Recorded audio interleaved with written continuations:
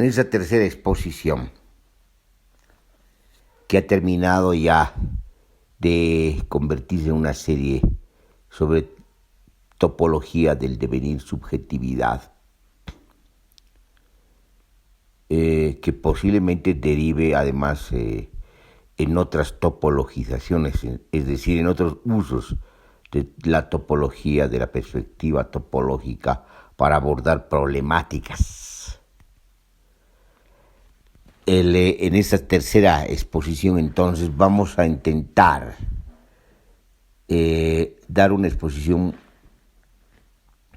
más sistemática de por lo menos algunos conceptos básicos de topología, por lo menos iniciales, para dejar después a otras exposiciones otros conceptos de la topología que sean útiles precisamente al abordaje desde la perspectiva de la complejidad de las problemáticas que estamos efectuando. Bueno, ya expusimos de manera aislada, por así decirlo, un axioma, un primer axioma topológico que tiene que ver con las condiciones y las propiedades de la topología, por lo menos de las condiciones y las propiedades iniciales e inaugurales de la topología, para, digamos, abordar una topologización. Y después abordamos un primer teorema de la topología para definir el espacio topológico, y después abordamos un segundo teorema que define otras características de la topología que tiene que ver con el espacio abierto y el espacio cerrado de la topología. Y después abordamos el tema de la potencia del conjunto topológico, que tiene que ver con la colección de los conjuntos topológicos cerrados, y por lo tanto de esta manera fuimos entrando a conceptos importantes que no los hemos dicho, pero que sería bueno exponerlos ahora, al concepto de cerradura, es decir, cuando un conjunto topológico, es decir, un conjunto aplicado por la topologización, es cerrado, y por lo tanto cuando es abierto. Y el conjunto abierto, digamos, tiene que ver básicamente con, digamos, la apertura del conjunto topológico, y el conjunto cerrado, digamos, tiene que ver con una especie de clausura del mismo conjunto bajo determinadas condiciones topológicas. Y el complemento del conjunto cerrado sería abierto.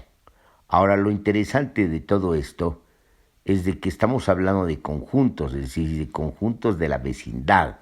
No olvidemos nunca que el concepto fundamental, fundacional de la topología tiene que ver con vecindad, y en principio hemos pensado en la vecindad esférica, la vecindad esférica a un punto, y por lo tanto la vecindad esférica a un punto, digamos, genera, por así decirlo, digamos, relaciones con su propia vecindad de ese punto, y fenómenos espaciales, si ustedes quieren, en el alcance de esa propia vecindad.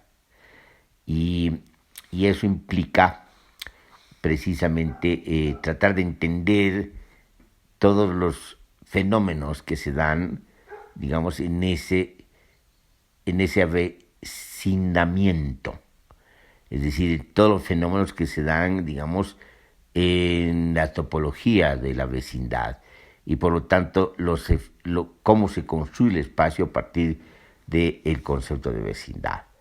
Y en ese sentido son importantes, pues, la comprensión de lo que es cerrado y lo que es abierto. Pero también hay otros conceptos altamente importantes que vamos a utilizar y que tienen que ver con la topología. Esos otros conceptos tienen que ver, por ejemplo, con el punto adherente, el punto de acumulación. Y el punto adherente y el punto de acumulación tienen que ver precisamente con, si ustedes quieren, la cercanía de otro punto, los puntos en el avecinamiento del punto X, de puntos que son adherentes, que pertenecen a la vecindad, pero que pertenecen a la vecindad en determinadas condiciones que tienen que ver básicamente con la proximidad, con la acumulación, y que se diferencian de los puntos aislados. Entonces tenemos un punto adherente y además tenemos que se llama el concepto de punto interior, de dos conjuntos por lo menos, el conjunto de la vecindad, el interior de la vecindad y el interior de la exterioridad de la vecindad. Y los puntos aislados formarían parte del complemento de la vecindad. Y en este caso, el conjunto de los puntos exteriores a la vecindad serían no solamente, digamos, el complemento de la vecindad, sino que tendría también su propia interioridad. Entonces tenemos un punto interior y un punto exterior, es decir, un punto, pero también un punto interior que estaría en dos condiciones, que sería un punto interior que está considerado en términos de cerradura y un punto interior que está considerado en términos de apertura. Y por otra parte tendríamos, digamos, el punto exterior. Ahora bien, hay un tercer punto que es muy importante en esta construcción topológica. ¿Cuál es? El punto frontera. Y el punto frontera está entre los puntos del interior y los puntos del exterior. Es decir, el punto frontera sería una especie de complemento de la unión de los puntos interiores y de los puntos exteriores. Fíjense lo que dice, es muy importante, un punto frontera. Fíjense, estos conceptos que pueden parecer tradicionales porque son parte del uso común de los lenguajes, adquieren una intensidad distinta pues en topología, adquieren una intensidad y una capacidad de dibujo y de configuración del espacio topológico muy fuertes, porque son conceptos que están permitiendo precisamente la construcción del espacio topológico. Ahora bien, queremos hacer algunas otras anotaciones que son importantes. No se olviden que en teoría de grupos, por ejemplo, se asociaba un conjunto a una operación. Un grupo entonces era un conjunto asociado a una operación determinada. En números reales conocemos muchas operaciones y esas operaciones hacen pues a los grupos, entonces es la teoría de los grupos.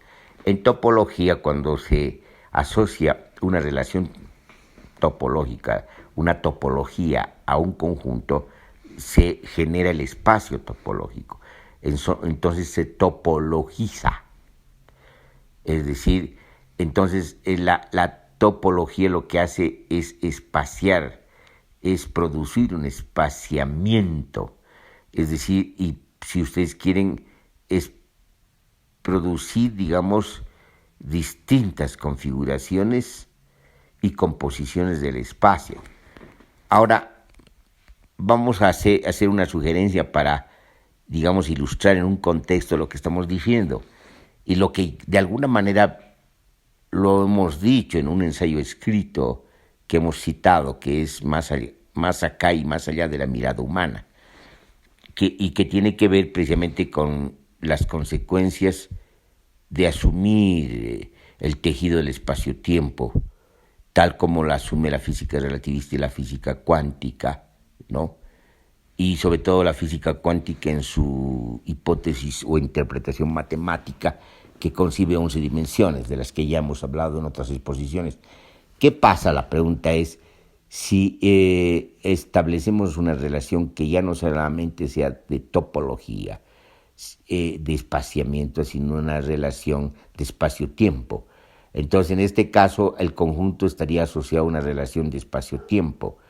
Y entonces aquí se produciría no solamente un espaciamiento y una temporalización inmediata, es decir, una espacio-temporalización inmediata, un movimiento. Vamos a decir provisionalmente, sobre todo manteniendo la lógica de exposición del pensamiento complejo, que cuando tenemos un conjunto asociado a una relación espacio-temporal, entonces lo que estamos haciendo es complejizar.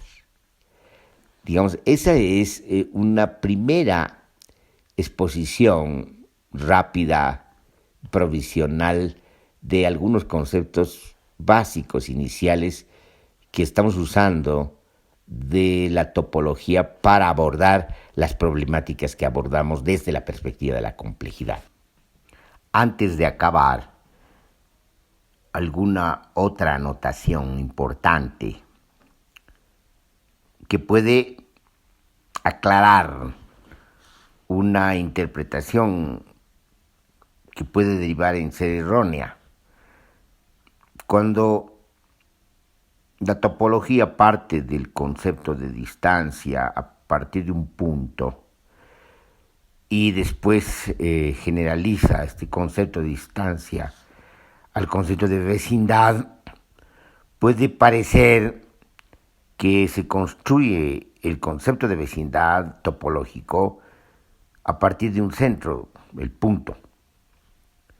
Ya aclaramos de que no se trata de un punto en el sentido de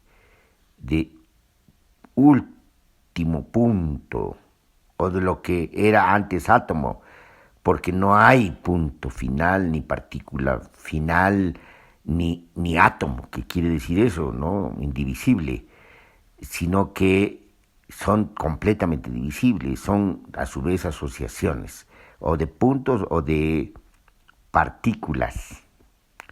Y el átomo mismo es una complejidad de asociación de partículas en su núcleo y de asociación de partículas orbitales de electrones en sus órbitas saltantes. Pero aquí lo que nos interesa fundamentalmente es entender lo siguiente, que no solamente se trata de eso, sino se trata de algo muy importante. No hay un centramiento, no, la vecindad no es un concepto de centramiento en torno a un centro, que sería el punto.